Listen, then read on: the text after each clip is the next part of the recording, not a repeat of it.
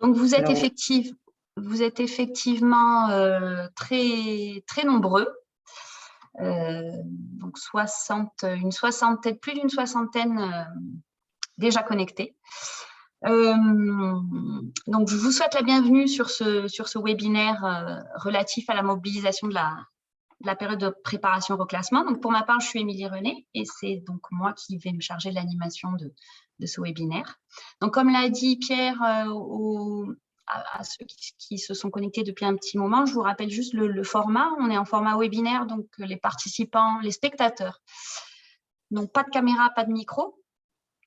Vous pouvez poser les questions dans l'onglet chat pour ce qui concerne toutes les difficultés, remarques techniques ou dans l'onglet questions-réponses Q et R pour les questions qui sont spécifiques pour les intervenants. Et à la fin de leurs interventions réciproques, je me chargerai du coup de poser les questions pour qu'ils puissent vous répondre. Étant donné que vous êtes nombreux, je ne garantis pas qu'on puisse poser toutes les questions, mais on fera au mieux pour vous apporter les réponses. Du coup, avant de rentrer dans le vif du sujet, je vous fais un petit rappel de la programmation de janvier du second semestre plutôt, puisque la programmation de janvier à juillet touche à sa fin. C'est aujourd'hui la dernière réunion de ce premier semestre du Handipact. Il y en a effectivement eu un certain nombre, surtout le début. Et la programmation du prochain semestre est d'ores et déjà disponible. Vous pouvez aller la consulter dans le détail sur le site du Handipact. Mais donc, on poursuit le cycle de webinaires dans lequel s'inscrit sur la reconversion professionnelle. Il est prévu également 2 réunions à destination des médecins et des infirmiers du travail. Donc, l'une d'ici une quinzaine de jours et la seconde au mois d'octobre. Enfin, vous aurez également des réunions des correspondants handicap en septembre, en décembre et en février sur divers sujets qui vous permettront d'approfondir certains points. Donc, l'APSOP et Inclus Pro formation en septembre, le handicap auditif au mois de décembre et le handicap psychique et le maintien dans l'emploi au mois de février. Donc, cette programmation, vous pouvez la retrouver sur le site du Handipact. Vous aurez également des réunions, une réunion spécifique sur les dispositifs d'aide du FIPHFP, une réunion nationale à l'attention des centres de gestion en octobre, une réunion à l'attention des employeurs publics conventionnés en novembre, le séminaire annuel dont le format reste à définir, le thème également, mais qui est un rendez-vous important et pour lequel on compte sur votre présence. Et enfin, une réunion conjointe réseau des référents handicap et Handipact Occitanie sur l'animation, la création du réseau des partenaires locaux. D'habitude, vous pouvez aller vous connecter sur le site du Handipact et vous inscrire si vous le souhaitez. Concernant la programmation du FIPHFP, donc le FIPHFP, au-delà du Handipact, organise également sa propre programmation nationale, avec chacun des handipacts régionaux. Donc, je ne vais pas rentrer dans le détail des différents événements, mais vous avez là la programmation annuelle proposée par le FIPHFP. Donc, elles sont ouvertes à tous les employeurs publics de France et évidemment, vous pouvez vous inscrire gratuitement. On a simplement souligné en vert l'action qui est portée par le Handipact Occitanie, donc, qui est à l'image des clubs de centres de gestion que nous avons mis en place et qui fonctionnent plutôt bien. Donc, nous allons proposer la même chose à l'échelle nationale avec l'ensemble des centres de gestion de France. Donc, on vous attend évidemment nombreux. Alors, pour repositionner un peu, recontextualiser ce webinaire, dans un cycle de 4 webinaires qui a été pensé du coup sur toute l'année, avec un rythme d'un webinaire par trimestre, grosso modo. Donc, c'est un format assez court, hein, vous avez vu, 1h30, avec la vocation d'être diffusé et partagé assez facilement aux différents agents et acteurs employeurs publics via le replay que vous retrouvez sur le site du Handipact. Donc, si vous ne pouvez pas assister à tous les webinaires, vous pouvez les visionner sur le site du Handipact. Donc, un premier webinaire qui a porté sur le cadre juridique et les outils mobilisables en mars. Ce second webinaire qui porte principalement sur la période de préparation au reclassement, donc qui semble susciter beaucoup d'intérêt. Un troisième webinaire dont l'idée est de faire un focus sur la formation comme outil de la reconversion professionnelle, et un dernier webinaire un peu bilan pour mettre en exergue les bonnes pratiques de la reconversion professionnelle qui sont portées par vous, employeurs publics du territoire. Les objectifs de ce webinaire sur la mobilisation de la PPR sont donc d'aborder évidemment le déroulement de la PPR, quelles sont les difficultés que vous pouvez rencontrer, auxquelles vous pouvez être confrontés, quels sont les leviers sur lesquels vous pouvez vous appuyer, quelle est la plus-value pour vous comme pour les agents. Vous doter des outils qui peuvent, et des acteurs ressources qui peuvent vous accompagner. Partager un peu les bonnes pratiques qui sont déployées dans les territoires pour la mise en œuvre de la période de préparation au reclassement. Voilà, vous permettre d'avoir un peu un retour, un partage d'expérience avec le témoignage de nos intervenants sur la mobilisation de la PPR. Donc, je vais commencer par un petit rappel du contexte, un petit cadrage juridique pour poser les bases de ce webinaire. Dans un second temps, et pour avoir un regard un peu de terrain, vous aurez une intervention de Madame Monnier en tant que du Centre de gestion du Gard. Cette intervention sera complétée par un témoignage de Madame Constantino. Alors, je m'excuse pour les X. C'est une erreur. Donc, de Madame Constantino, qui est donc agent à l'agglomération du Grand Rhodanien et qui a été bénéficiaire d'une PPR. Donc, elle va nous faire part de son point de vue de bénéficiaire. Et puis, pour avoir le pendant, le point de vue de l'employeur de la fonction publique territoriale, nous aurons l'intervention de la mairie de Frontignan avec Madame Pujard et Madame France qui nous feront part de leur pratique de la PPR en tant qu'employeur.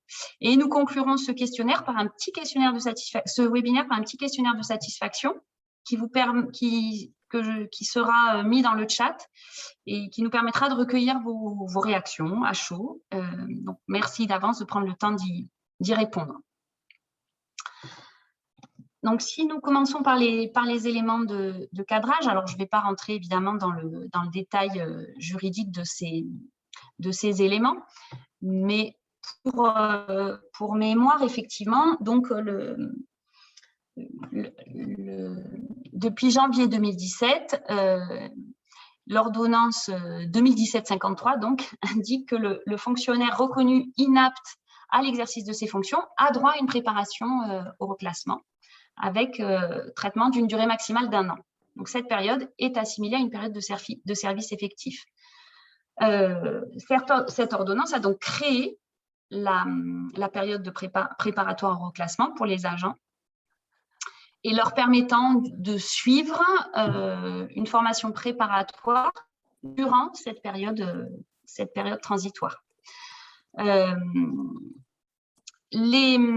Donc, en complément de ça, en mars 2017, la circulaire relative au plan d'action pluriannuel pour la prise en compte de la santé et de la sécurité au travail indique que les dispositions réglementaires vont venir préciser l'application de cet article. Et donc, on a eu plusieurs décrets d'application propres à chaque fonction publique pour préciser les modalités de mise en œuvre de la PPR, avec un décalage dans le temps, une temporalité un peu différente sur les différentes fonctions publiques. juin 2018 pour la fonction publique d'État, mars 2019 pour la fonction publique territoriale et mai 2021 pour la fonction publique hospitalière. En 2022, on a eu 3 nouveaux décrets qui sont intervenus sur la période de préparation au classement, donc qui sont très récents, ils ont été publiés le 24 avril et donc sont entrés en vigueur depuis le 1er mai 2022. Donc, ces décrets fixent les modalités d'application de 2 nouveautés qui ont été introduites dans le dispositif de reclassement, la prise en compte des possibilités de mobilité interfonction publique et l'engagement de la procédure de reclassement sans forcément accord préalable de l'agent. Donc, ces décrets ont aussi pour objectif d'apporter davantage de souplesse sur les dates de début et de fin de PPR. Donc voilà, je vous recommande d'aller y jeter un œil si vous n'avez pas eu l'occasion de les regarder. Donc aujourd'hui, la PPR est applicable sur l'ensemble des fonctions publiques, avec une mise en place du coup qui est plus ou moins opérationnelle déjà au sein des structures employeuses. Juste petit rappel, donc la PPR, pour qui, pourquoi, comment, donc c'est le principe de ce dispositif, c'est bien de combiner toutes les étapes de la reconversion professionnelle de la période de reclassement, de préparation au reclassement, de la définition du projet professionnel de la personne jusqu'à son reclassement effectif, sur une période d'une durée d'1 an qui peut être un peu plus importante dans certains cas et qui peut être également plus courte. Donc, durant cette période, l'agent combine plusieurs étapes, un peu sur le principe de différentes briques. L'idée étant de construire une période préparatoire au reclassement dans une logique un peu de module d'accompagnement, avec un module qui va permettre de faire un bilan des compétences, un état des lieux, des appétences, des compétences et des savoir-faire, qui est complété par des temps de formation, des temps d'observation, des temps de mise en situation.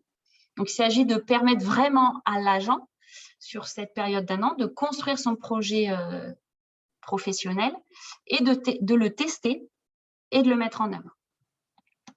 Alors, les agents éligibles à la PPR sont les fonctionnaires soumis à la loi du 13 juillet 83.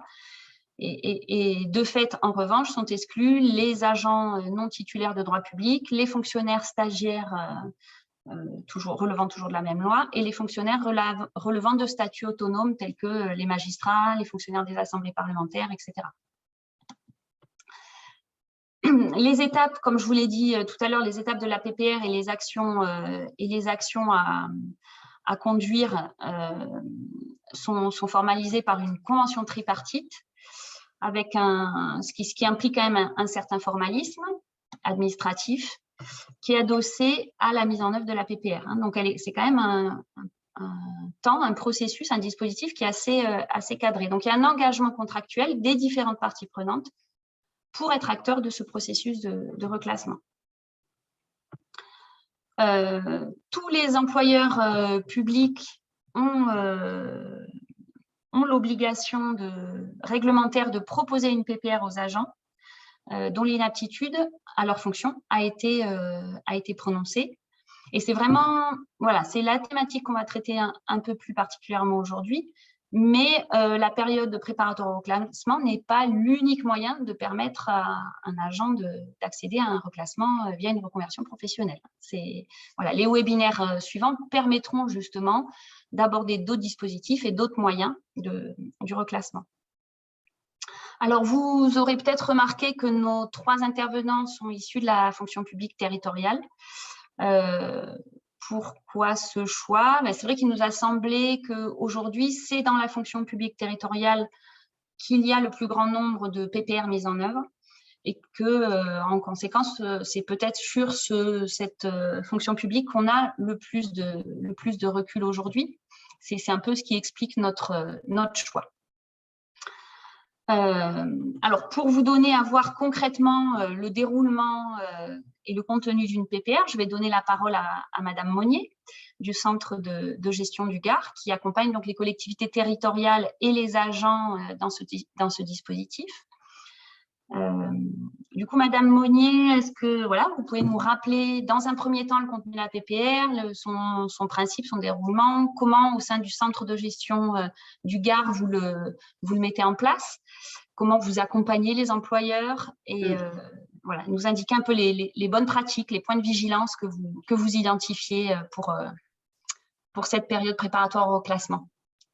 Alors, jusqu'à présent, ce qui se passe, c'est qu'on se rapproche de nos collègues des instances médicales afin qu'ils nous informent lors des conseils médicaux, maintenant que ça s'appelle, sur les inaptitudes qui ont été rendues concernant des fonctionnaires.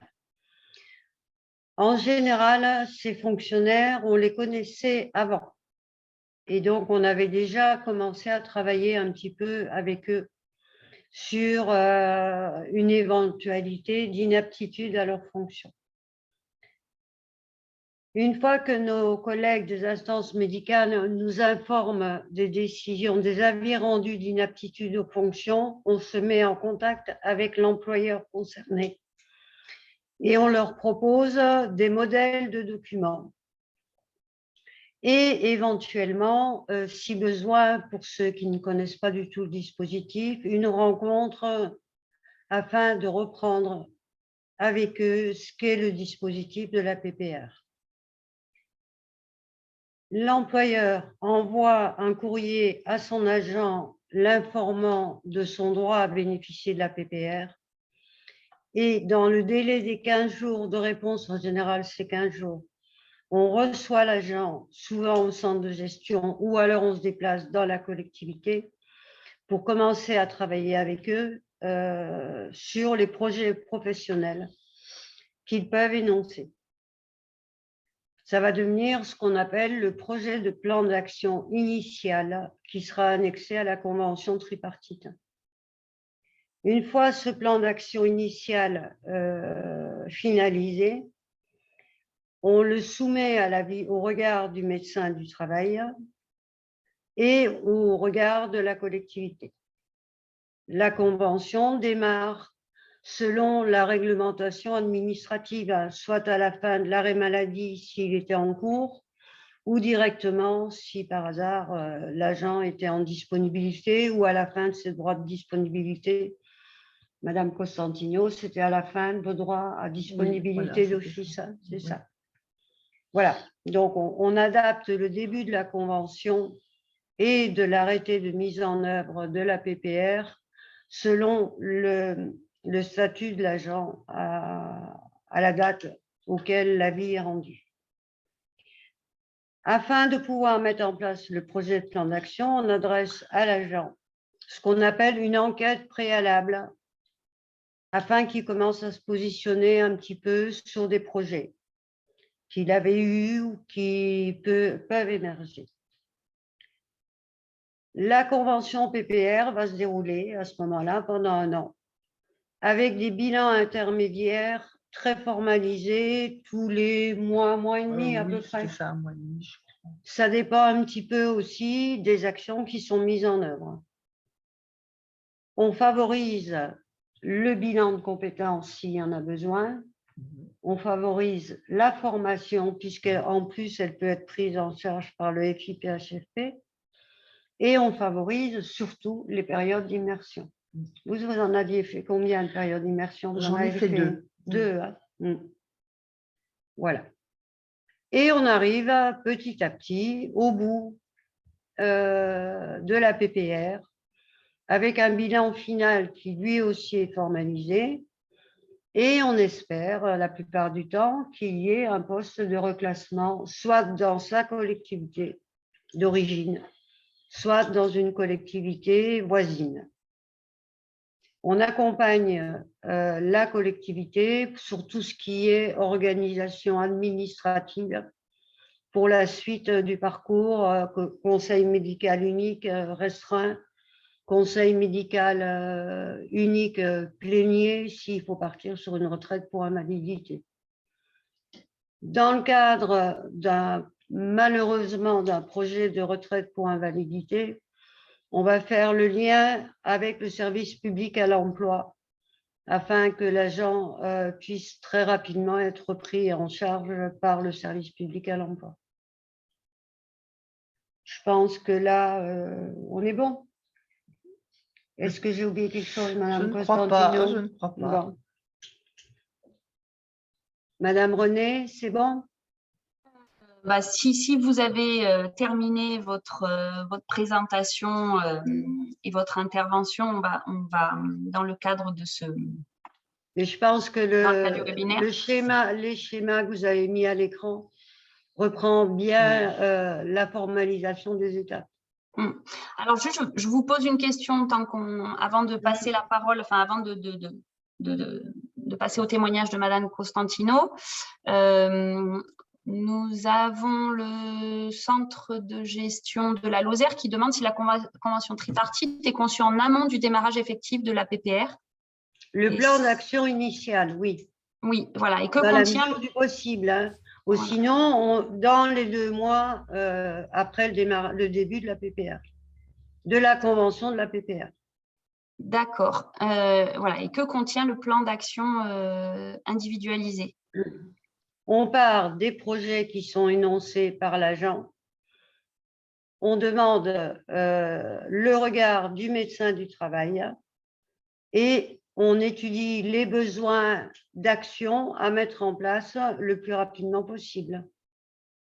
Soit de bilan de compétences, soit de formation, soit immersion, soit un mixte de plusieurs actions, ça dépend un petit peu. D'accord. Oui, parce que donc effectivement, ils indiquent, ce centre de gestion indique rencontrer des difficultés à concevoir un plan d'action précis dans les 2 mois prévus par le décret. Comment vous faites du coup vous, au niveau de... Et c'est un plan d'action initial, donc il va être amendé et éventuellement modifié au fur et à mesure des bilans intermédiaires. D'où l'importance de ces bilans intermédiaires, qu'il n'y ait pas trop de temps entre 2 bilans intermédiaires, surtout au début du parcours. D'accord, très bien.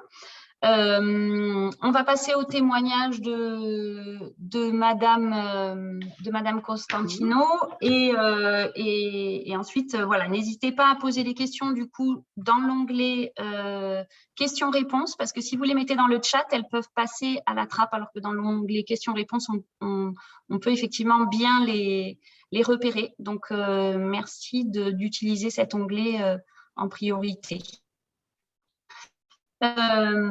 Donc, Madame Costantino, alors est-ce que vous pouvez nous indiquer d'abord comment vous avez vécu, avant de passer vraiment sur votre période préparatoire au reclassement, comment avez-vous vécu personnellement cette situation de devoir envisager un reclassement quand ça vous a été annoncé?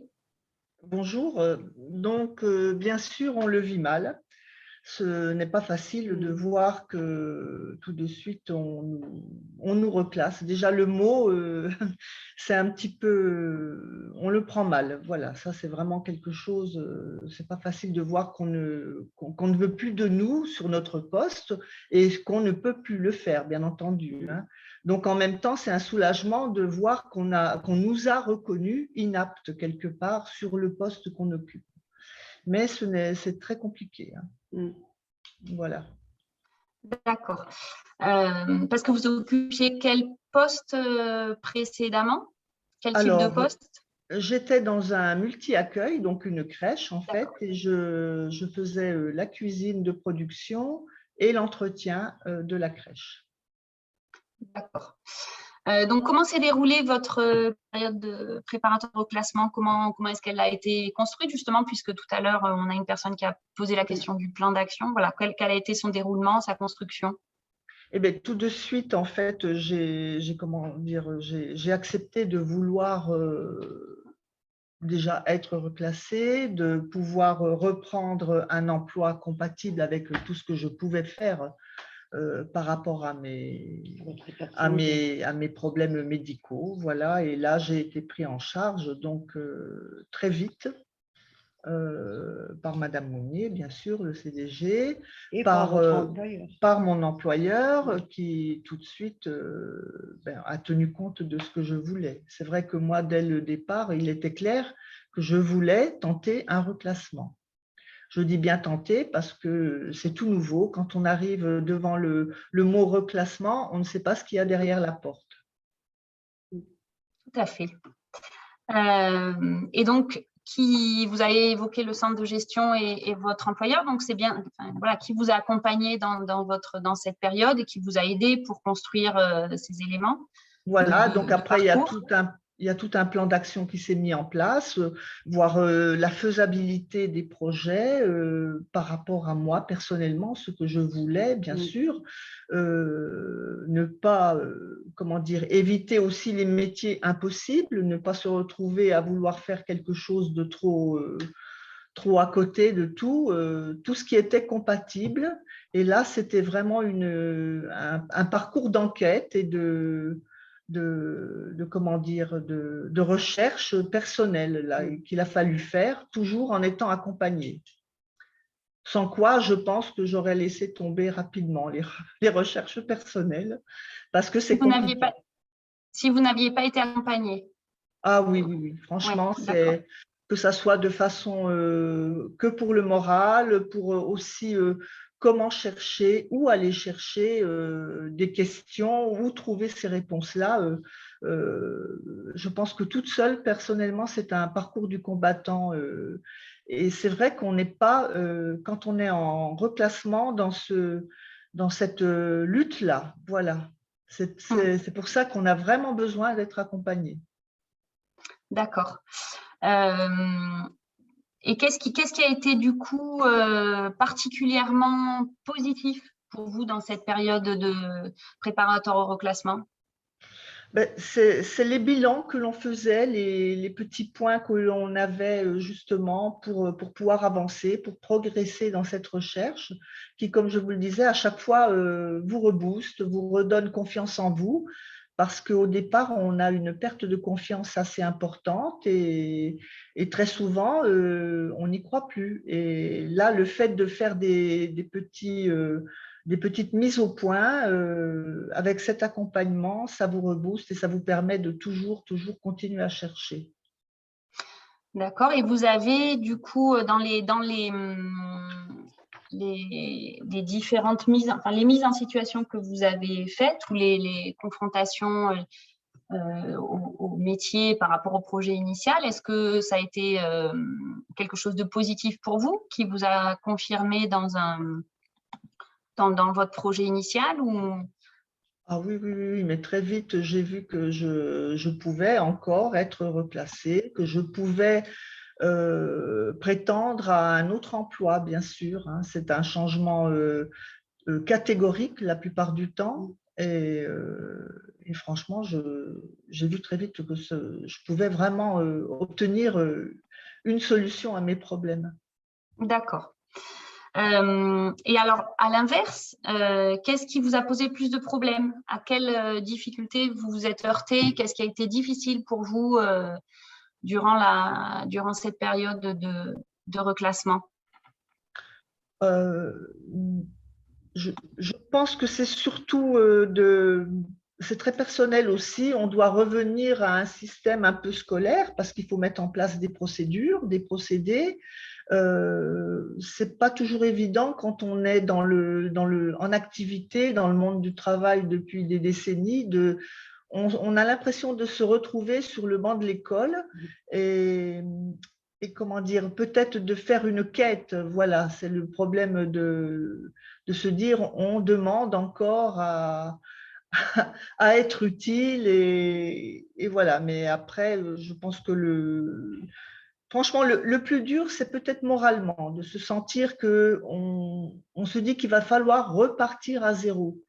Ce qui, par la suite, est un peu erroné parce qu'on s'aperçoit très vite que quand on est reclassé, toutes les compétences qu'on a pu avoir dans d'autres corps de métier, dans d'autres domaines servent. et ce n'est jamais un départ à zéro complet, quoi, voilà. D'accord. Et si vous deviez souligner un élément, enfin un ou plusieurs, mais un élément central qui conditionne pour vous, qui a conditionné la réussite de la PPR, justement une bonne pratique, qu'est-ce que ce serait? Qu'est-ce qui vous paraît absolument indispensable tout au long de votre parcours à la réussite de votre période préparatoire au reclassement? Alors, je pense que c'est surtout d'avoir un bon temps de réflexion, prendre le temps de la réflexion, chercher à se poser les bonnes questions et avoir le recul qui nous est souvent donné justement par les personnes qui nous accompagnent.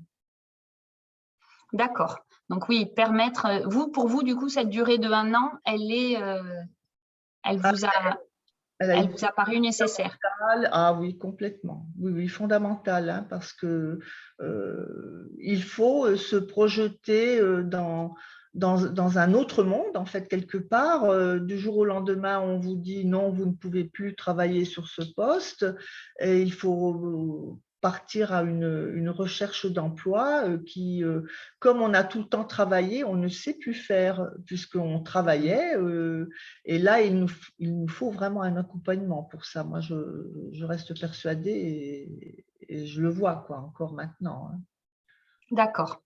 Et du coup, à votre PPR, elle a finalement abouti à quoi? À quoi êtes-vous arrivé aujourd'hui? Alors, j'ai changé de filière, donc Reclassé. j'ai été reclassée. Le comité médical m'a donc Validé. trouvé apte à travailler sur un emploi administratif et je travaille dans la gestion des déchets aujourd'hui. D'accord. Très bien. Merci pour votre témoignage. Je me retourne vers vous, Madame Monnier. Peut-être que vous pouvez compléter de votre côté sur justement qu'est-ce qui est aussi. Alors j'ai posé la question à Madame Constantino du point de vue de l'agent, mais du point de vue du centre de gestion, qu'est-ce qui est fondamental, qu'est-ce qui conditionne pour vous, quelles bonnes pratiques partagées pour une mise en place, donner toutes les chances de réussite à une période préparatoire au reclassement?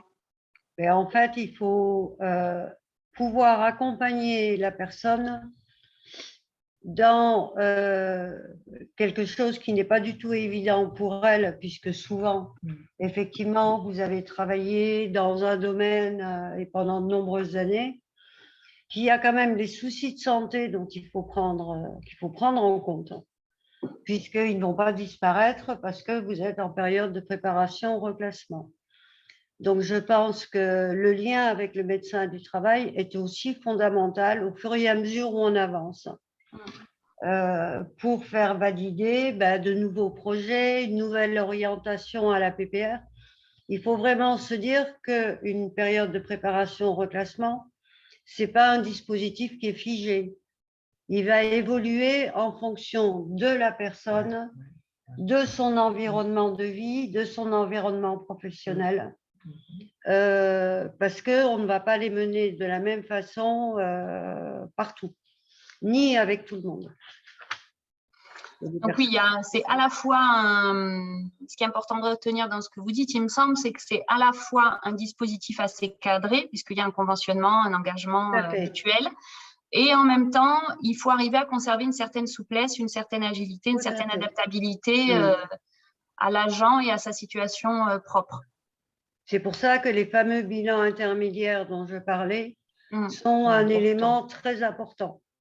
Oui, donc parce que si on ne se prend pas le temps de ce bilan où on s'assoit, employeur, agent, CDG autour d'une table et qu'on prend le temps de repartir de là où on voulait aller et de voir quelles sont les actions à mettre en place pour la suite, on va perdre du sens et la PPR va partir pas forcément dans le bon timing. Parce qu'un an, c'est long, mais c'est très court à la fois. D'accord, donc oui, c'est un point important également. En complément, ces réunions de bilan qui permettent de faire un point d'étape de tout ce qui a été fait et de se projeter également sur, à fait. sur la suite de la période de préparation au C'est un reclassement. peu le fil rouge de la période. D'accord. Très bien. Alors, juste Madame Costantino, on a une personne qui demande quel est exactement votre métier de reclassement au final. Agent Parce que vous avez... Alors, je suis agent administratif, donc je suis… D'accord. Voilà. Agent administratif. Avant, vous étiez J'étais cuisinière, donc et je cuisinière. faisais… voilà. J'ai eu des formations, hein, donc ça, c'est important aussi. J'ai eu les formations de base et après, j'ai pu voir que je m'en sortais plutôt bien et donc j'ai continué à refaire des formations pour aller un petit peu plus loin parce que les lacunes au départ sont là. Hein, quand on change comme ça de métier, il y a des lacunes. Donc, vous avez d'abord confirmé testé votre projet professionnel et ensuite mis en place les formations pour aller Voilà. vers ce projet. Hein. C'est dans ce sens-là que vous l'avez fait. Oui, d'abord bien expérimenter, tester, voir si ça se confirmait, si vous pouviez le faire. Voilà. Et ensuite aller acquérir les compétences nécessaires pour compléter. Oui. Mais parfois, ça peut être dans l'autre sens. Ça peut être dans l'autre sens aussi. D'accord. Tout à fait. Ben, quelqu'un qui était agent d'entretien des locaux, supposons, et qu'on dirige plus vers un poste d'accueil, état civil, etc., si la personne n'a pas une formation technique aux outils informatiques, on ne pourra pas mettre en place derrière les périodes d'immersion dans de bonnes conditions. D'accord. Alors, on a pas mal de questions, donc je vais commencer à vous les poser. Tout d'abord, est-ce que la demande de PPR engage l'agent à faire une demande de reclassement statutaire? Madame Monnier, est-ce que vous avez… Dans le cadre de la convention de PPR, il est stipulé qu'effectivement, l'agent, avant la fin de son année de PPR, doit quand même envoyer une demande de reclassement formelle à son employeur. D'accord. Une deuxième question, est-ce qu'à l'issue de PPR, s'il n'y a pas de poste de reclassement, est-ce que l'agent peut repartir sur un congé longue durée, un congé longue maladie, s'il n'a pas épuisé son droit, dans l'attente d'une décision soit de retraite pour invalidité du conseil médical? Alors, sous réserve de la validation par des conseillers statutaires. Il est indiqué dans les textes qu'effectivement, l'agent retrouve ses droits à l'issue de la PPR. D'accord. Mais sous réserve d'un aval d'un conseiller statutaire. Hein. D'accord. Très bien. Parce que chaque cas est différent. Oui. Oui. En fait, c'est vraiment au cas par cas que les choses sont… Tout à fait.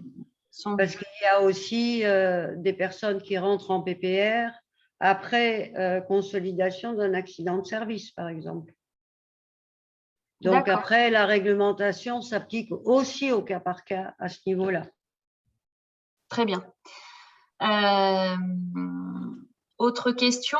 Donc, pour reprendre le point sur le moral, donc vous avez évoqué, Madame Costantino, au départ en disant que voilà, accepter qu'on partait dans une période, qu'on devait être reclassé professionnellement, c'est quand même compliqué et pas si simple que ça.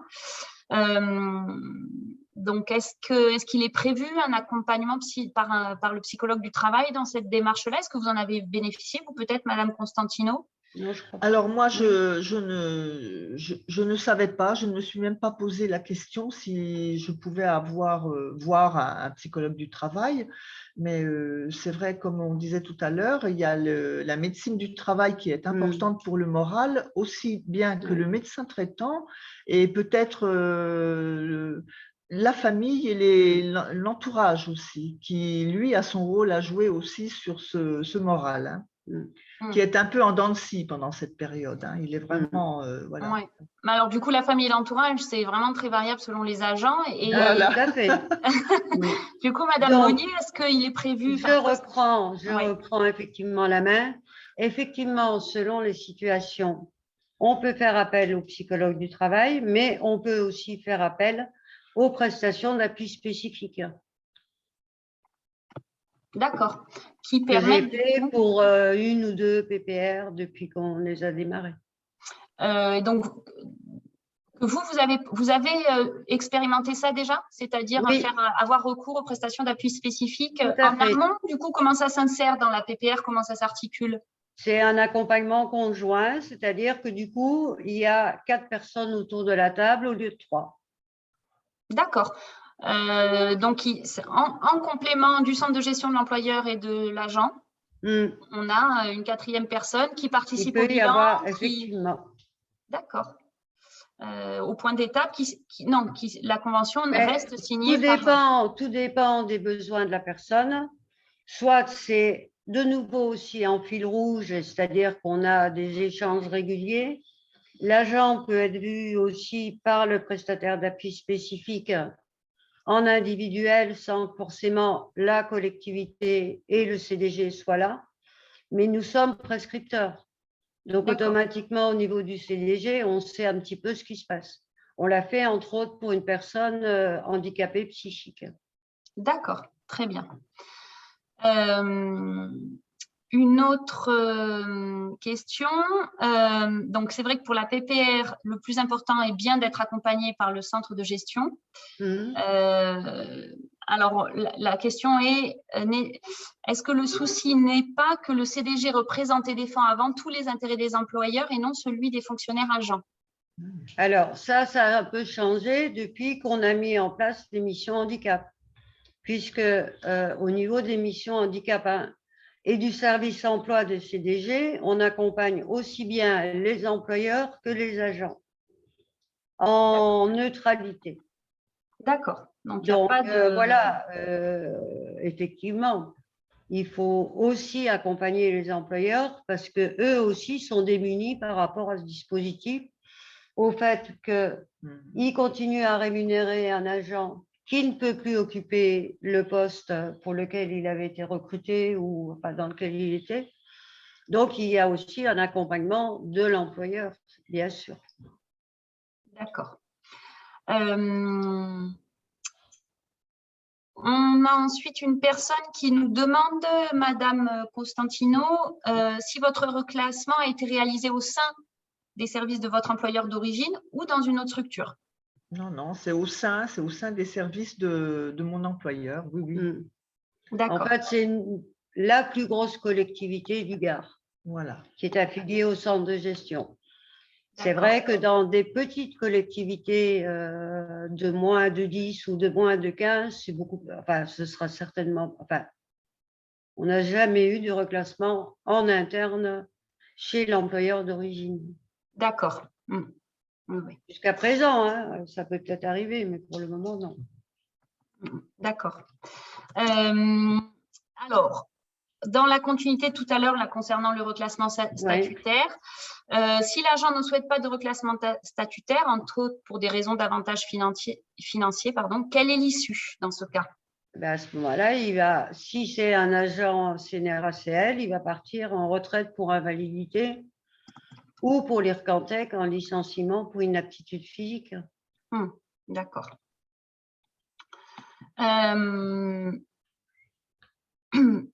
Doit-on systématiquement demander une RQTH pour l'agent PPR pour pouvoir bénéficier des aides du FIP-HIFP ou d'un dispositif d'accompagnement? Monsieur Guerrier de Dumas, il est voilà, quelque part. C'est ce que il est là. Oui, il est là et il va pouvoir répondre. Monsieur de Dumas. Pardon, bonjour. Donc, vous m'interrogez sur les aides mobilisables. Est-ce qu'il faut systématiquement demander une RQTH pour que l'agent PPR puisse bénéficier des aides du FIP ou des dispositifs d'accompagnement? L'agent doit être… Reconnaissance en qualité de travailleur handicapé. Oui. Oui. Oui. Vous pouvez nous apporter des éléments de réponse ou pas? Ce qu'on peut faire maintenant, c'est solliciter les prestations d'appui spécifiques dès lors que on a le justificatif que la personne a bien déposé son dossier à la MDPH. Donc, on n'a pas besoin forcément d'attendre le délai de traitement de la demande. Le dossier soit déposé, que la demande soit faite. Ouais. Donc, effectivement, on a une personne qui nous demande justement si les prestations d'appui spécifiques, c'est uniquement pour les personnes en situation de handicap. Oui. Enfin, oui, c'est un accompagnement, c'est un dispositif spécifique dédié aux personnes en situation de handicap. Tout à fait. Et donc, on a une personne également qui nous… Pardon ? Madame Renée, Madame Renée, oui. Oui. La plupart des personnes, effectivement, ont eu, avant de devenir inaptes à leur fonction, des restrictions d'aptitude à leur poste de travail. Tout à fait. Donc, comme je vous le disais en préambule, la plupart des personnes qui basculent en inaptitude aux fonctions, ce sont des personnes qu'on a déjà accompagnées sur un bon bout de chemin. On a une personne qui demande si durant la période de préparation, on doit maintenir la bonification indiciaire, nouvelle bonification indiciaire de l'agent et son revenu qui sont afférents à son poste. Je vous recale avec le dernier décret là, du 22 avril, c'est ça que vous m'avez dit? Oui. Il y a une particularité qui est indiquée dans ce décret-là, mais je ne l'ai pas là sous les yeux, donc je ne peux pas vous le redire. Donc, vous faites, oui, voilà, vous renvoyez au décret pour ce point-là. Mais effectivement, ouais. Parce qu'il y avait effectivement la NBI, le régime indemnitaire était supprimé au départ. Oui. Et là, le nouveau décret apparemment réintègre dans la rémunération. Ils maintiennent, voilà, c'est ça. Donc, ces décrets maintiennent les primes et indemnités pendant la PPR. Voilà. Donc, a priori, oui. Oui. Donc, alors, un témoignage, on va dire, donc l'expérience que nous avons en PPR avec 5 agents accompagnés, au-delà de l'organisation propre de la PPR. Quelques questions. Au niveau hiérarchique, l'agent est rattaché à qui ou à quel service durant une PPR? Il est rattaché à son service. À son service d'origine. D'origine. Oui. Donc, qui gère par exemple la prise de congé annuelle pendant la PPR? C'est le service d'origine. Le service d'origine et le service RH de la collectivité. De même, la question de l'entretien d'évaluation de fin d'année se pose également. Lorsque la PPR est à cheval sur 2 années. Ça ne remet pas en cause cet entretien d'évaluation, a priori. Non. Il est assuré comme… D'accord. Mais qui va se baser, du coup, sur les projets qui sont en train de se mettre en place dans le cours de la PPR. Donc, l'entretien d'évaluation de fin d'année est effectué comme habituellement, mais en intégrant la PPR. L'agent est considéré comme étant en activité. Donc, à partir de là… il n'y a pas grand-chose.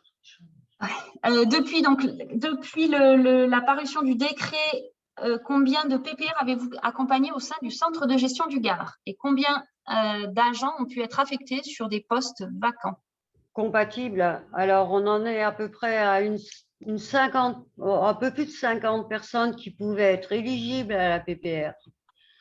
Là-dedans, il y en a une dizaine qui n'ont pas souhaité bénéficier de la PPR en raison de leur état de santé, de leur âge, de leurs conditions, de leurs conditions générales en fait.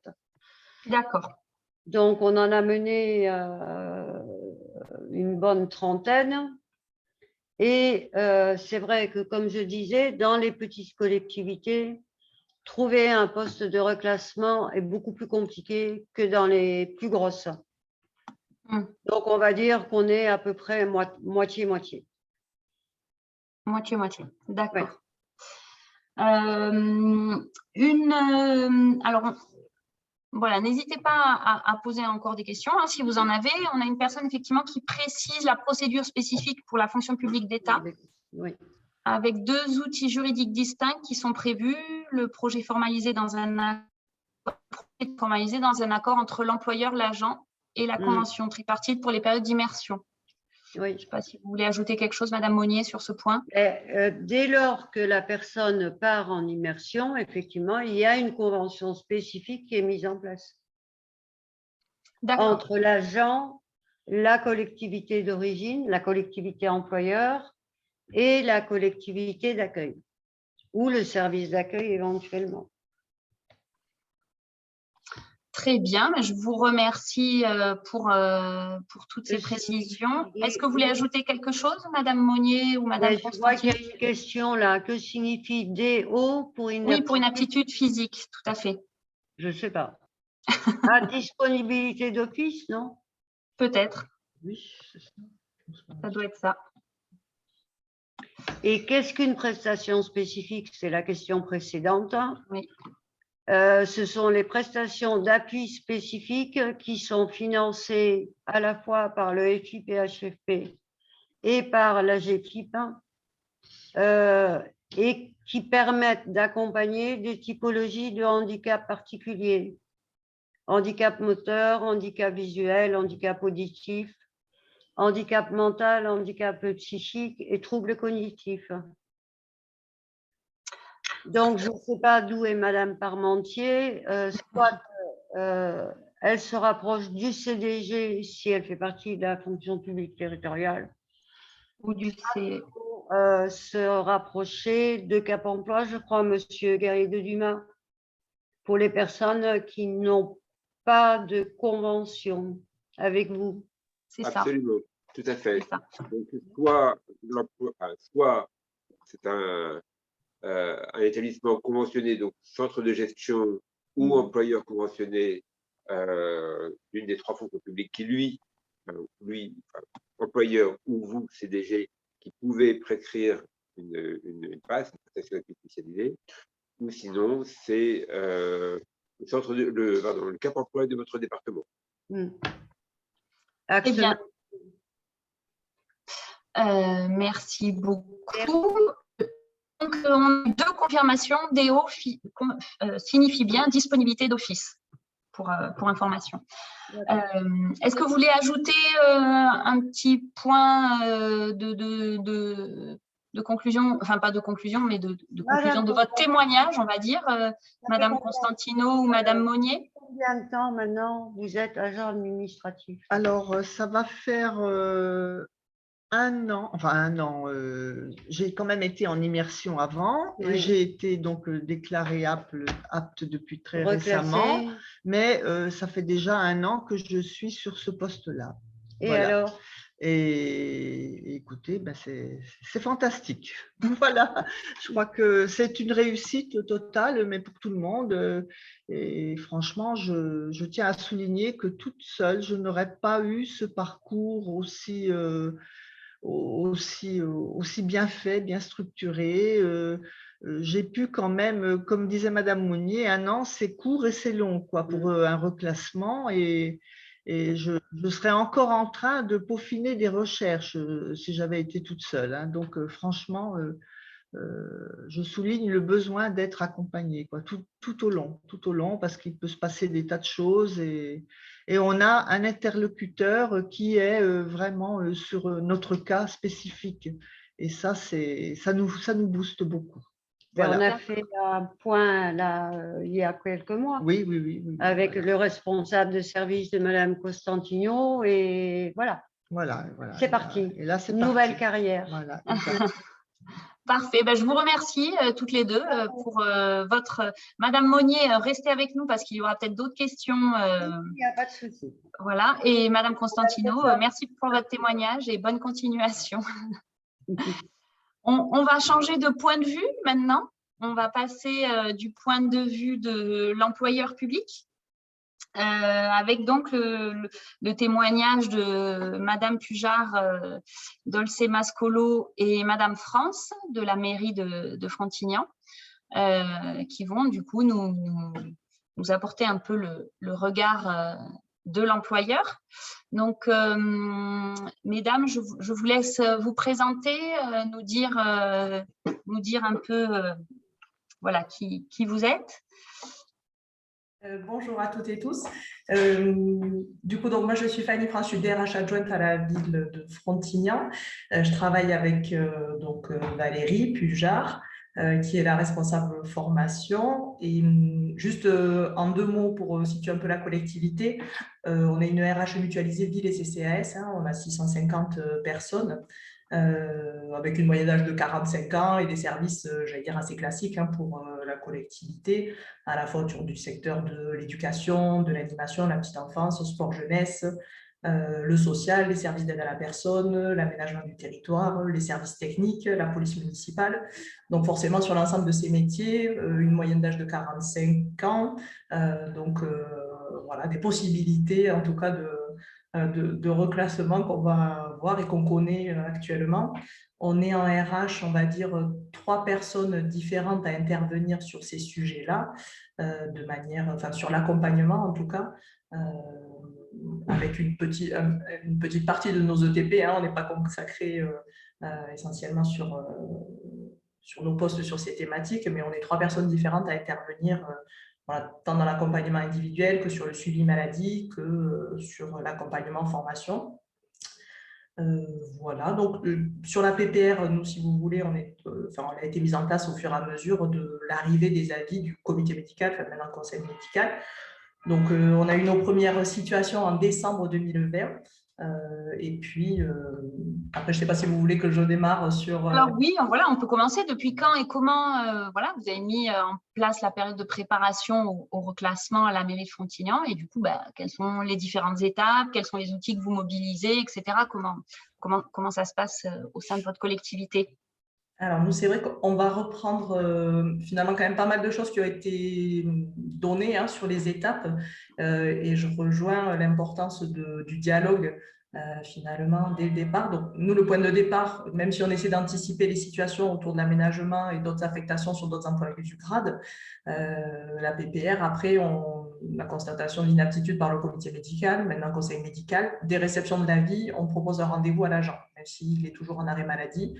On lui propose ce temps d'échange-là pour expliquer le dispositif, expliquer les enjeux, la position administrative, le suivi autour d'un rendez-vous agent-employeur. Et puis, on commence à faire réfléchir à l'agent parce qu'on a vu à travers le témoignage hein, qu'il y a forcément il y a un deuil de l'emploi qui est à faire, donc il y a une partie importante. Excusez-nous, chez nous, c'est l'heure des cloches, donc si vous entendez les cloches, je vais fermer la fenêtre. Pas de problème. Non, non, c'est pas gênant.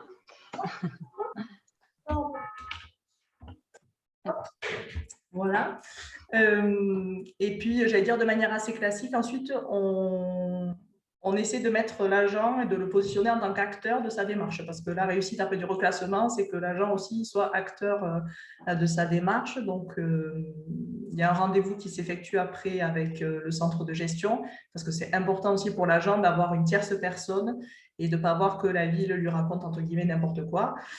Donc, l'appui du centre de gestion en tant que garant des procédures et de l'exactitude de la procédure et de la réglementation, c'est aussi important. Et puis qu'ils puissent visualiser les personnes qu'ils auront dans le cadre de l'accompagnement, c'est aussi important. Puis après, il y a un rendez-vous médecine préventive pour étudier les capacités restantes de l'agent, des courriers d'information, évidemment. Nous, on fait le lien lors des premières immersions. On se rend sur place avec l'agent pour que le service d'immersion, présenter l'agent dans le service d'immersion. Donc, il y a un accompagnement RH aussi sur le service d'accueil pour mettre en confiance parce que ce sont des personnes qui ont été éloignées de l'emploi pendant un certain temps. Donc, c'est important aussi de les accompagner. Puis, dans les 2 mois, construction de la convention PPR avec les objectifs, le projet professionnel, les différentes formations, etc. Un suivi à peu près trimestriel, mais en fonction des situations avec le centre de gestion. Et puis, la recherche d'un poste de reclassement qui intervient, j'allais dire, en fonction de la situation individuelle de la personne. Mais je dirais de manière assez classique, sur les étapes en tout cas qu'on a et des points d'étape à chaque fois sur les immersions avec les responsables de service qui accueillent leurs agents. Et la vraie question, après, oui, c'est la suite. Voilà, qu'est-ce qu'on fait à l'issue de cette PPR? D'accord. Donc, avant de passer à la suite, du coup, quels sont pour vous les atouts? Quelle est la plus-value de la mise en place de la PPR? Alors, on a bien vu le côté agent. On a bien vu qu'il y avait une plus-value côté agent. Est-ce que vous voyez, est-ce que vous avez des compléments à apporter par rapport aux bénéficiaires, à vos agents bénéficiaires de la PPR sur la plus-value? Mais également, est-ce que côté employeur, vous avez du recul pour identifier la plus-value que ça vous apporte ou C'est assez difficile de voir les atouts employeurs. Autant les atouts bénéficiaires, ils sont évidents. Les atouts employeurs, hein, on va pas, j'allais dire, faire de langue de bois non plus. C'est vrai que c'est un dispositif qui est très favorable aux agents avec le maintien dans l'emploi et que d'un point de vue employeur, on peut avoir aussi de bonnes surprises avec des compétences transférables où du coup, pour le coup, on est sur du gagnant-gagnant. Donc là, ça nous est arrivé en tout cas là sur un reclassement où il y avait des... Bref, rien à voir. Peut-être Valérie après donnera des infos sur des exemples de parcours. Mais identifier les compétences transférables qu'on ne soupçonne pas en fait parce qu'elles ont été travaillées d'un point de vue personnel et finalement elles peuvent être après source en tout cas de plus-value au niveau de la collectivité. Voilà, ça c'est un point essentiel et ça permet de retravailler un peu les parcours des agents. Donc en ça c'est positif aussi parce qu'on est sur la mobilité et on est sur de l'usure, donc c'est important aussi de donner en tout cas d'autres perspectives. Et pour les bénéficiaires, c'est certain que préparer la reconversion, de profiter de cette période pour aller sur la formation, la découverte des métiers et prendre le temps finalement, parce que je rejoins ce qui a été dit, hein, à la fois c'est long, à la fois c'est court, hein, c'est 1 an de période préparatoire au reclassement. Pour trouver une perspective d'emploi et développer des compétences. Voilà, ça, ce sont les vrais atouts bénéficiaires. Mais j'en vois plus pour les bénéficiaires que d'un point de vue employeur. D'accord.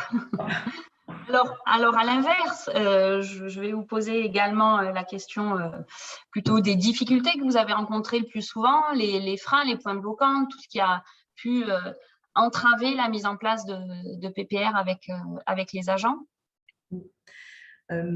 On a parfois des avis maintenant du conseil médical qui vont vite sur le reclassement. Alors que pour être inapte à tous les emplois du grade, nous on s'est rendu compte aussi que, par exemple, quand on met inapte à tous les emplois d'un grade d'adjoint technique, il y a quand même énormément de métiers qui peuvent être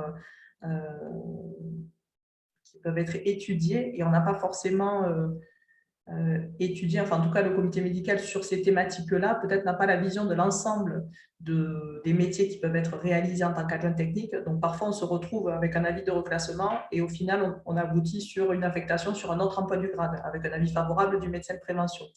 Donc ça c'est un écueil, en tout cas un écueil parfois sur la gestion du reclassement. Ensuite, j'allais dire, on est nous, assez proactifs sur les immersions, justement, et on a des situations où ça va créer un besoin dans le service, parce que la personne, elle est en immersion, elle n'est pas sur un poste, donc du coup, elle est en mise en situation. Et du coup, le service se dit, ah ben nous, on veut garder cette personne aussi, donc on n'est pas sur la gestion d'un poste vacant à qui on propose un reclassement, mais on crée finalement aussi un besoin dans le service. Donc voilà, quid sur la vigilance de la création d'un poste sur mesure pour les collectivités qui sont assez conséquentes et qui peuvent aussi financièrement aller là-dessus. Contrairement, voilà, on a ville et CCAS, même si on travaille, j'allais dire, de manière un peu décloisonnée pour les immersions, le CCAS est évidemment beaucoup plus réduit sur les métiers qui peuvent être proposés. Et comme on a, en tout cas pour le moment, beaucoup plus d'agents du CCAS qui étaient concernés par des dispositifs de reclassement, les possibilités après de reclassement sont plus réduites sur les CCAS. Et c'est le cas si c'est une structure, pour toutes les structures qui sont plus petites en termes de nombre d'agents et de métiers réalisés. Là, sur les possibilités de reclassement, forcément, c'est de plus en plus difficile quand on a des structures qui sont assez réduites. Pareil, dans la construction, j'allais dire, dans les points de vigilance, la construction d'un parcours formation sur le délai d'1 an, il est très limité, même si le CNFPT joue le jeu aussi avec la notion de reclassement qui est valorisée dans les fiches d'inscription pour permettre en tout cas une priorité pour ces agents-là. En 1 an, c'est parfois difficile d'avoir toutes les formations qui seraient souhaitées et qui pourrait servir en fait aux agents pour consolider et développer leurs compétences. Voilà, en tout cas, les principaux points bloquants que vous avez identifiés, en tout cas les freins éventuels, quoi. Alors du coup, est-ce que vous pouvez nous donner quelques exemples de parcours de bénéficiaires de la PPR que vous avez mis en place au sein de votre collectivité? Est-ce que vous pouvez nous illustrer un peu vos… Là, c'est ma collègue qui va prendre la main, c'est Valérie qui va aussi présenter ces éléments. Donc, bonjour Madame Pujard-Dolce Mascolo. Oui, vous pouvez dire Madame Pujard, c'est court, ce sera plus. Bonjour, oui, merci de me donner la parole. Donc, moi, je suis responsable formation et développement des compétences de la collectivité. Donc, j'accompagne donc à la fois l'agent et donc la ressource RH sur tout le projet de reclassement professionnel. Donc, des exemples de parcours de bénéficiaires en fait qui ont été mis en place. Là, pour moi, très concrètement, en fait, ce qui est important, c'est vraiment de se rapprocher au plus proche en fait du projet professionnel de l'agent. À partir du moment où le projet professionnel de l'agent a été identifié, plus ou moins, on essaie de rester cohérent face à cela. On va donc faire des recherches de propositions de postes d'immersion, en fait, avec Fanny France, donc au sein de la collectivité ou de notre collectivité associée, du coup, au niveau du CCAS. Et nous prévoyons, en fait, un socle systématique de formation, un socle de départ, en fait, de formation, pour que chacun puisse partir de la même base. C'est-à-dire que on fait systématiquement une proposition de formation autour de la connaissance de l'environnement territorial, parce que ce dont on s'aperçoit, c'est que l'agent qui est justement en poste depuis déjà un certain nombre d'années a une vision assez réduite, finalement, de tout l'environnement, de l'environnement territorial et des possibilités qui sont offertes, des possibilités de reclassement qui peuvent lui être offertes. On propose également, en amont de toute la démarche, de se réapproprier les éléments de l'organigramme de la collectivité aussi, pour pouvoir vraiment revenir sur l'essentiel, sur ce qui est possible aussi au cœur, au sein même de la collectivité, et de ne pas cloisonner non plus, ne pas se réduire justement à une seule vision des métiers. Ce dont on s'aperçoit, voilà, c'est ça, hein, je viens de la filière technique, donc j'ai fait tel métier, et en réalité, je ne vois pas tout ce qui peut se produire, ou j'ai une vision assez réduite de tout ce qui peut se dérouler. Donc, de tout ce qui peut s'y dérouler, d'avoir une vision assez élargie des champs de compétences de la collectivité permet d'ouvrir le champ des possibles.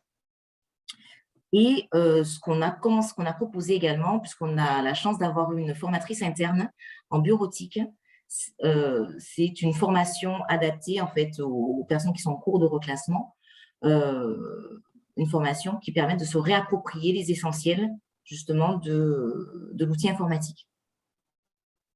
À l'issue de ça, donc au niveau du parcours, donc comment ça se déroule les immersions. Alors je ne veux pas oublier bien sûr la présence et la pertinence du centre de gestion qui concourt très très largement à la définition du projet professionnel de l'agent. Quand il est un peu en difficulté dans la définition de ce projet-là, le centre de gestion, avec la conseillère en évolution professionnelle, est très, très, très pertinent.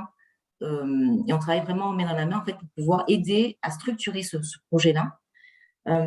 Et on essaie de trouver des pistes d'immersion et du coup de formation. Donc, le plan de formation commence à se construire à partir de là, hein, vraiment, qui soit en lien avec ce projet-là.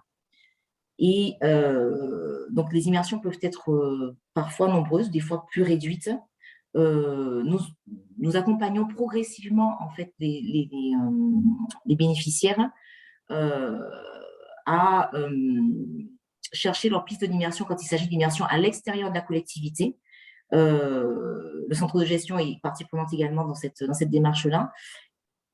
Mais pour autant, au sein même de la collectivité ou de notre collectivité associée, donc le CCAS, nous sommes très, très présents justement dans la définition des différentes immersions qui peuvent être bénéficiaires, enfin, qui peuvent être bénéfiques, aux bénéficiaires de la PPR.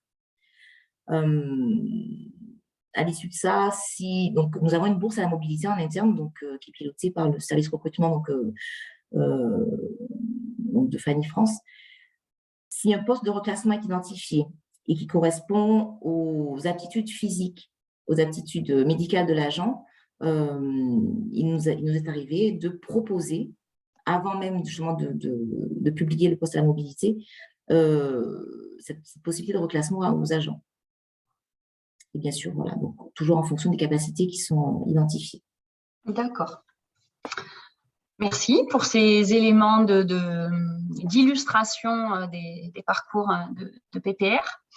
Donc, on voit qu'il peut y avoir des diversités de parcours. Et du coup, bon, ça a été évoqué un peu précédemment, mais ça nous intéresse de voir comment vous, en tant qu'employeur, vous le mettez en place et vous l'organisez.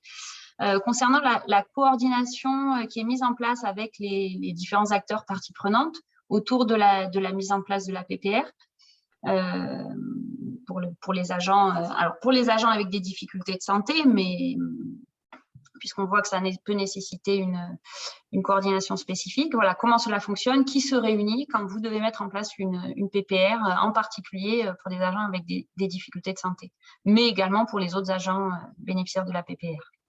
Alors, la réponse va être globale parce qu'on n'a pas identifié à ce jour justement d'agents, on n'accompagne pas encore justement d'agents qui sont en situation de handicap au niveau de la PPR. Pour autant, le premier partenaire en fait, avec lequel nous travaillons, c'est celui de la médecine préventive, puisque au tout départ, avant même de commencer la PPR, nous proposons effectivement que le médecin du travail revoie l'agent pour qu'il puisse nous donner, alors je mets des guillemets, en fait, les capacités restantes, pour que les postes d'immersion en fait, que nous puissions proposer soient vraiment en accord avec l'aptitude physique, l'aptitude de l'agent. Donc ça, c'est le premier partenaire avec lequel nous travaillons. Et il intervient à une autre étape du reclassement, c'est vraiment à la fin, quand nous avons, nous, une proposition de reclassement à formuler. Nous adressons la fiche de poste, donc, la fiche de poste de destination au médecin de prévention, avec l'agent qui va, lui, statuer à un moment donné sur la possibilité de reclassement sur ce poste-là ou pas. Deuxième partenaire, en fait, on l'a dit et redit, en fait, pour nous, le centre de gestion, c'est au-delà d'être garant du respect des procédures, etc., c'est pour nous un vrai partenaire. En tout cas, dans notre département, nous sommes affiliés, centre de gestion, la ville de Frontignan est affiliée au centre de gestion 34, et c'est un vrai échange, un échange permanent autour des situations. Alors, ça peut être c'est souvent avec l'agent, puisqu'il y a des points réguliers qui sont organisés et mis en place. Et ça peut être aussi en dehors. C'est-à-dire qu'on essaie de trouver toujours des solutions qui sont favorables à l'accompagnement de l'agent. Donc, tout à l'heure, il y avait une question qui disait, mais en fait, le centre de gestion, il intervient toujours dans l'intérêt de l'employeur, mais pas que. En fait, si c'est dans l'intérêt de l'agent, en fait, l'employeur et le centre de gestion se mettent coude à coude, effectivement, pour toujours pour une sortie positive. Et que ce soit dans une situation de handicap ou pas. Nous, dans le cadre de la mairie de Frontignan, il n'y a pas de différence en fait en réalité. Même si on n'étudie pas de situation particulière donc liée au handicap, on traite exactement de la même façon en fait, et on traitera, si c'est la situation se présente, de la même façon justement l'accompagnement toujours précis et spécifique et individuel de l'agent dans son parcours. Donc il nous est arrivé avec le centre de gestion de faire des points hors points réguliers classiques pour abonder dans le sens d'une sortie ou d'une résolution de situations positives. Voilà. D'accord. Bien sûr, le CNFPT, en fait, mais ce n'est pas un partenaire direct, je dirais que c'est un partenaire indirect, puisqu'on s'appuie énormément sur les ressources du CNFPT pour construire le plan de formation individualisé de l'agent. D'accord. Et du coup, voilà, ce sont des acteurs ressources qui peuvent vous accompagner, vous conseiller dans le cadre de la mise en place de la PPR. Et est-ce que vous avez d'autres acteurs ressources vers qui vous pouvez vous tourner pour vous accompagner, pour répondre à vos interrogations, vos questionnements, puisqu'on voit, on a vu tout à l'heure avec les différentes questions des participants, puis on en a encore pas mal là, que les questions, vous pouvez avoir des questions nombreuses. Est-ce que vous avez d'autres acteurs ressources que vous sollicitez, que vous mobilisez? À ce jour, non. D'accord. À ce jour, non.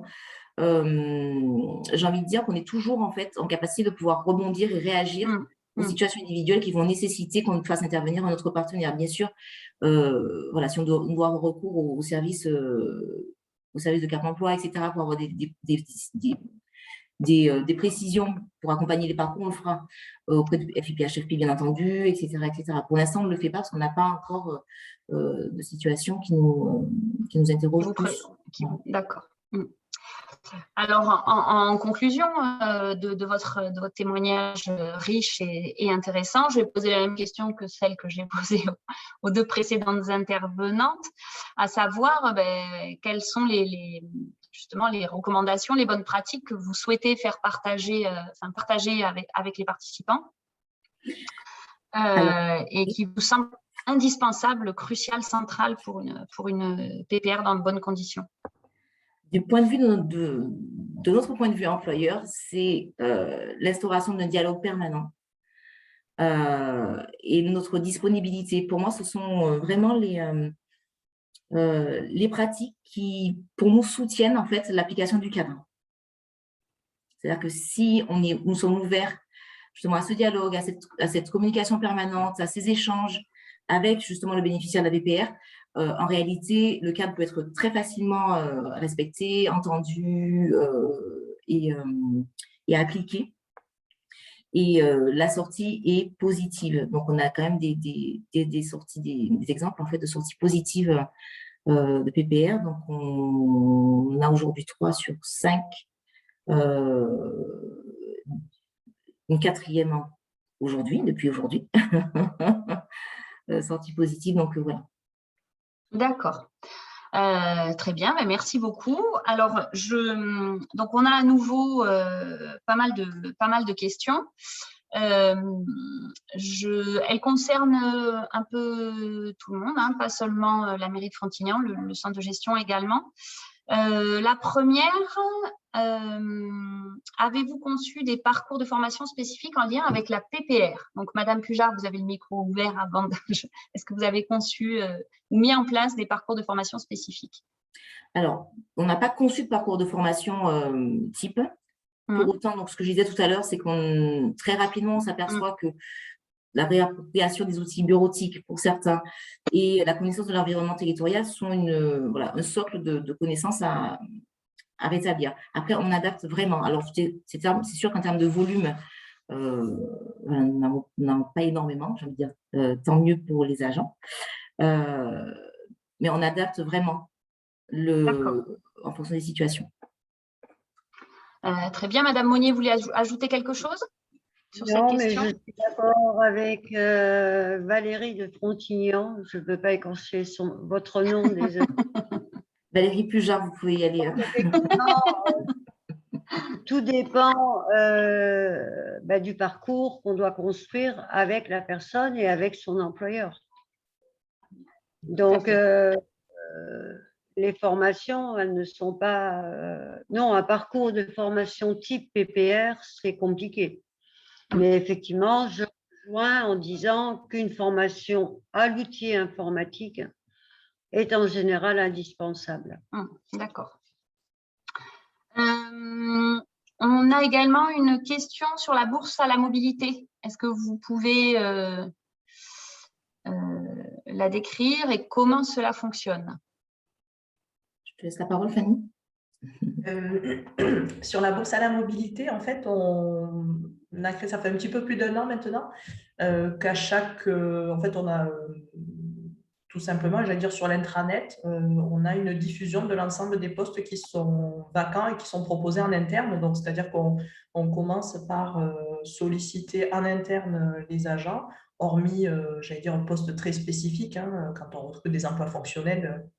Mais on a également une double diffusion interne, externe. Et c'est vrai que la bourse à la mobilité interne, ça permet aussi d'anticiper un peu les problématiques et les questions de reclassement. Parce que ça crée de faire du mouvement dans les effectifs, des mobilités. Quand on a des agents qui sont en usure, que ce soit physique ou morale, hein, parfois aussi sur certains postes, c'est important aussi d'offrir des perspectives. C'est ce que nous permet la fonction publique. Donc, c'est ce qui a été mis en place depuis un petit peu plus d'1 an sur cette bourse à la mobilité interne.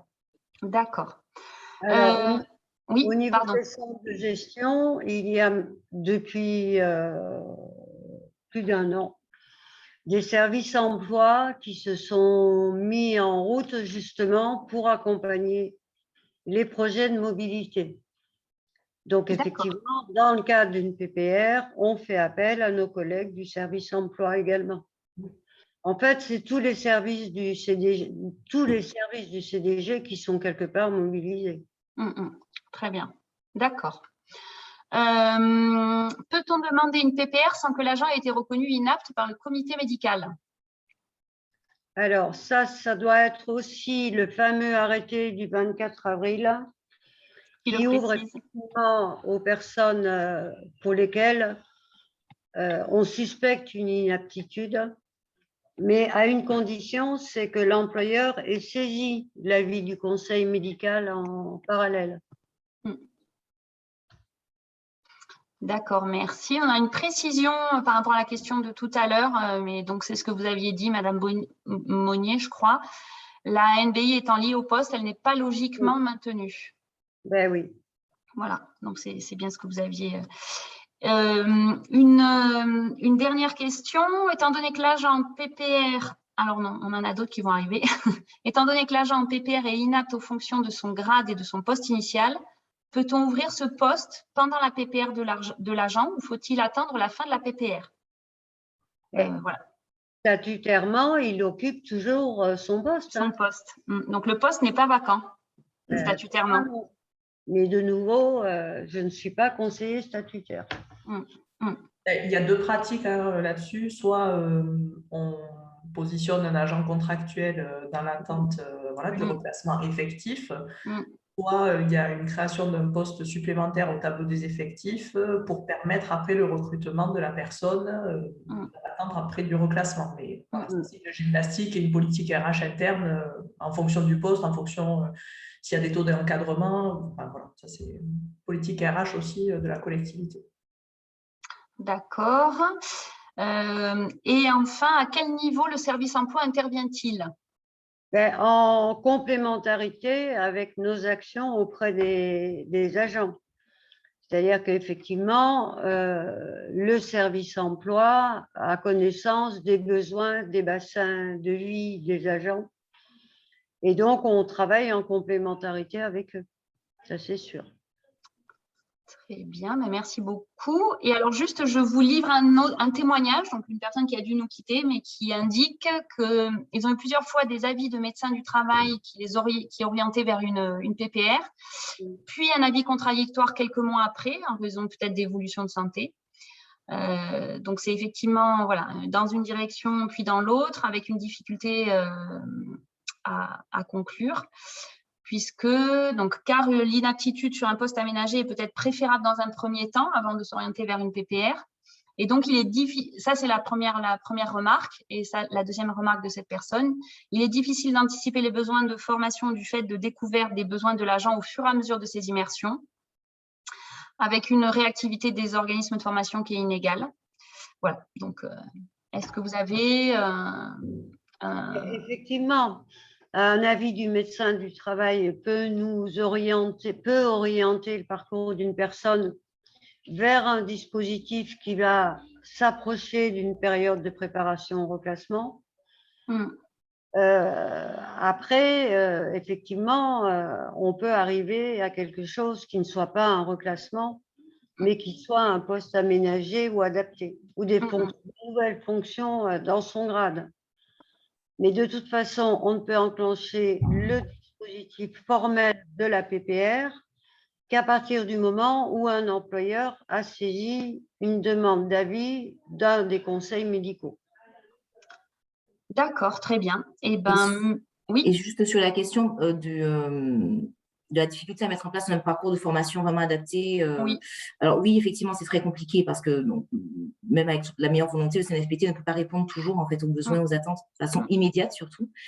D'où l'intérêt effectivement d'être en dialogue permanent en fait avec l'agent. Les immersions changent, les besoins changent. En fait, on est vraiment, c'est un travail de souplesse en fait, systématiquement en fait à avoir, et d'échanges permanents en fait avec l'agent qui permet de réajuster tout le temps. Donc le besoin de formation qui n'a pas été satisfait, de le modifier, de voir effectivement si ça correspond toujours. Mais voilà, il y a une vraie présence en fait, un vrai accompagnement en formation aussi pour que on arrive à minima à avoir quelque chose qui satisfasse en fait l'intérêt de l'agent. D'accord. Très bien, je vous remercie vraiment pour la qualité de vos témoignages. Je vous propose de rappeler un peu les bonnes pratiques et les bons conseils qui sont issus de ce que les intervenants nous ont dit, mais également de l'information qu'on a pu collecter par ailleurs. Donc évidemment, en premier lieu, pour travailler au mieux au classement professionnel, l'idée c'est d'éviter d'en arriver là. Et donc de se donner les moyens de travailler en amont pour anticiper les situations d'inaptitude. La seconde bonne pratique, et ça a été évoqué tout à l'heure par Madame Constantino notamment, c'est le fait de multiplier les immersions, les périodes d'immersion pour accompagner la réflexion autour du projet professionnel. La notion d'accompagnement également, alors désigner un tuteur pas forcément, mais en tout cas que l'agent ait un référent pour avoir un accompagnement tout au long de son parcours. La structuration des étapes est également un enjeu fort, hein, on l'a vu tout à l'heure, le fait que les étapes soient structurées les unes après les autres avec des points d'étape et des bilans réguliers qui permettent de construire un parcours adapté dans de bonnes conditions et de structurer un calendrier qui convienne bien. Le fait de mobiliser les prestations et dispositifs spécifiques et de savoir s'entourer, on l'a vu, hein, les témoignages des intervenants ont montré qu'en fait, ça nécessite, la mise en place de la PPR nécessite une certaine agilité et le fait de prendre appui sur les dispositifs et les partenariats qui existent sont vraiment nécessaires dans le cadre de ce dispositif. Et enfin, oui, une PPR, ça peut aller jusqu'à 12 mois, mais parfois, il n'est pas nécessaire de s'engager sur une période aussi longue. Et parfois, quelques mois suffiront à l'agent pour trouver une solution, à l'agent et aux personnes qui sont autour de lui. Donc, voilà, c'est important de ne pas considérer que la période de 12 mois est un frein ou une obligation. Donc, on a vu hein, par tout ce déroulement et les témoignages que la PPR, c'est un outil intéressant, mais c'est aussi un outil complexe à mettre en œuvre pour les employeurs. Et donc, on souhaitait vous rappeler un peu les ressources qui sont… donc, évidemment, vous avez les CDG, les centres de gestion et le CNFPT qui sont là pour vous accompagner. Mais vous avez également des ressources disponibles, des outils administratifs. Donc, les centres de gestion ont mis en place de nombreux outils que vous pouvez consulter sur leur site. Le Handipact Occitanie a également élaboré un guide du reclassement. On a capitalisé de nombreux outils qui sont aussi sur le site du Handipact. Et enfin, nous travaillons également à la création d'un kit spécifique période de préparatoire au reclassement qui sera donc personnalisable pour les employeurs. Et qui viendra des outils clés en main, à la fois clés en main et adaptables, personnalisables. Donc, avec un guide pour les équipes de gestion RH, un logigramme sur les différentes étapes et les outils que vous pouvez mobiliser à chaque étape.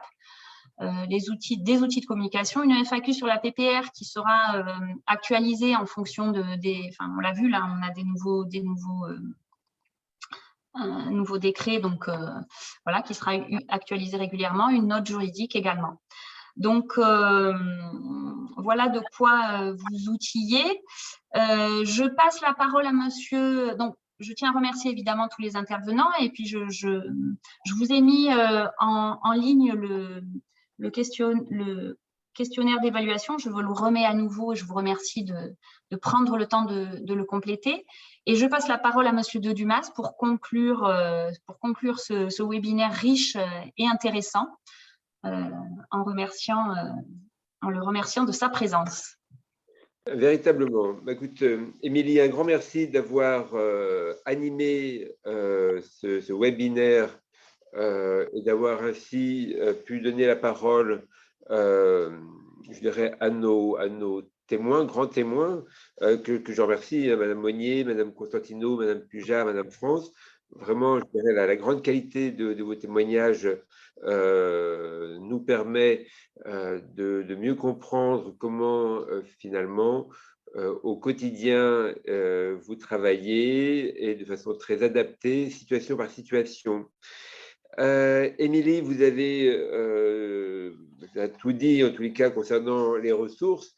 Dire également que le FIP, à travers son catalogue, propose une aide financière, puisque avec le dernier catalogue, nous avons bien clarifié comment est-ce que le FIP intervenait et mobilisait ou accompagnait un employeur dans les demandes de formation, et il y a sur la fiche numéro 20 une aide spécifique pour accompagner l'employeur au titre donc des formations qu'il mobilisera pour accompagner une personne dans cette situation, donc à hauteur de 10 000 € sur la durée de la PPR. Émilie, donc vous avez évoqué donc ce kit de la PPR que nous sommes donnés à l'ambition de construire avec vous-même, avec Pierre en particulier, et pour lequel nous essayons donc de repérer et de centraliser donc tous les outils existants qui ont été montés, construits par des employeurs, par des centres de gestion, des outils qui soient bien sûr aussi à jour donc des différents décrets d'application qui sont sortis.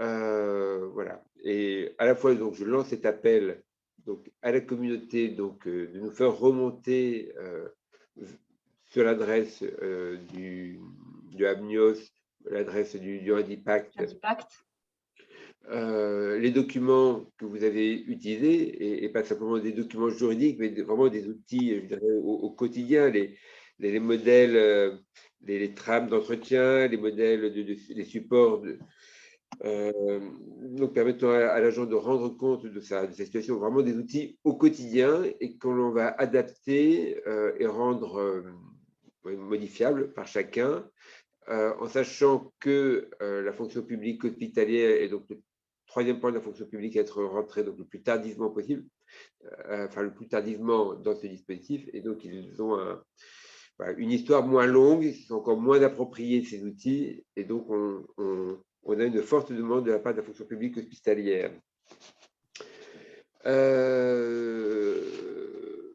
Oui, encore un mot pour vous dire, mais vous l'avez sans doute vu, que le FIP avait désormais un nouveau site Internet. Et ce site Internet, donc, il est entièrement relooké, enfin, totalement neuf, et beaucoup plus ergonomique. Et il est également la fusion, enfin, où il va fusionner l'ensemble des bases documentaires que nous avions construites région par région. Donc, on aura, on peut parler au présent, et on aura, parce qu'on va s'améliorer, une base documentaire fusionnée donc de toutes les ressources existantes en région sur une base commune à travers ce nouveau site Internet qui est ouvert depuis 1er mai ou 1er juin, 1er mai peut-être. Voilà.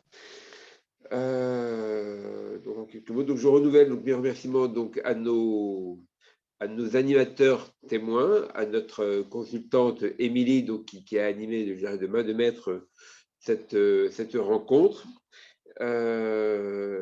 Et puis je crois qu'en parallèle il y a donc cet appel à établir donc une évaluation, un avis sur cette animation. Non pas cette animation, ce webinaire. Votre destination. Voilà. À tous, à très bientôt, un immense merci. Émilie, merci à tous et au revoir, bonne journée.